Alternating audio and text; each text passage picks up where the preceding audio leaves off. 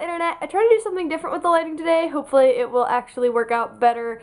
This is my second to last video in this room though, so we won't have to deal with this much longer, but that's also kind of sad. Today I'm doing a 50 Shades of Grey review by E.L. James. This has been the #1 best-selling book on the New York Times bestseller list, this week being the 8th week in a row. It's the first book in a 3-book trilogy, and it started out as a Twilight fanfiction. The main character is Anastasia, or Anna, and she is a senior at Washington State University. She's really resigned and quiet and stuff, and assigned to interview Christian Grey. He is a really wealthy, successful businessman in Seattle, so she's immediately swept up by him. He is very, very charismatic, and she just immediately falls in love. This is her first real relationship, and she's just head over heels for him. He is really cold and doesn't show affection well, but for some reason she's just wrapped up in him. Quickly in the book we learn that Grey has a lot of different fetishes, and there's a lot of sex in this book. Even though Anna knows that he can't return her feelings, she's still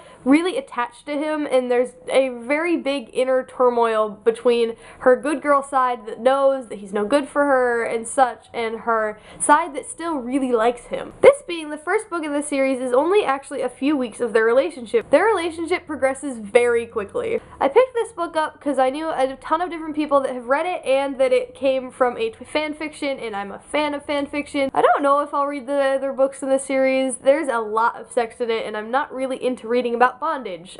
Just a personal thing. While I knew it came from a fan fiction, kind of expected it to be a lot more edited than it was, it still read so much like a fan fiction. There was a ton of repetition and cliches. The amount of times that one of their breaths caught in their throat was almost too much for me. It was a very interesting read. It's so different than everything else that I read, so I believe that I will read the other 2 books, maybe just not anytime soon. I have a stack of other books that are currently in my to-read category. I don't know if I quite understand the hype. Maybe it is because it's so different than a lot of other thick books that have come out, but it also kind of read like a cliche romance novel. There are parts that are amazingly innovative, and there are other parts that I just feel like I've read somewhere before. Do I recommend the book? Yes. Do I think you need to go out and buy it this moment? Not really. If you have any books you want me to review, leave them in the comments. I would adore to have some more ideas. Thank you for watching. You're awesome. See you next time.